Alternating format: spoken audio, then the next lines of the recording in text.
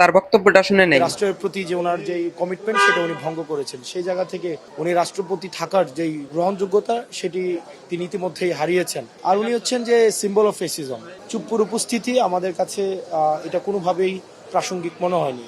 এই রাষ্ট্রপতি ইতিমধ্যেই শপথ ভঙ্গ করেছে এবং উনি দুর্নীতিগ্রস্ত, এবং আপনারা একাধিকবার দেখেছেন যে উনি যে রাষ্ট্রের প্রতি যে ওনার যে কমিটমেন্ট সেটা উনি ভঙ্গ করেছেন, সেই জায়গা থেকে উনি রাষ্ট্রপতি থাকার যেই গ্রহণযোগ্যতা সেটি তিনি ইতিমধ্যেই হারিয়েছেন।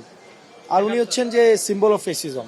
দিন শেষে আমাদের এত জুলাইয়ের পর আমরা আজকে যে এই সংসদটি পেয়েছি, যেখানে আপনারা দেখেছেন একটা ডিফাইনিং মোমেন্ট, আমাদের এই ডিফাইনিং মোমেন্টে ফেসিবাদ বিরোধী প্রত্যেকটা রাজনৈতিক দলের, অধিকাংশ রাজনৈতিক দলের আজকে অংশগ্রহণ ছিল। সেই জায়গায় আমরা আজকে যে সিম্বল অফ ফেসিজম, একদম এপিটম অফ ফেসিজম, চুপ্পুর উপস্থিতি আমাদের কাছে এটা কোনোভাবেই প্রাসঙ্গিক মনে হয়নি।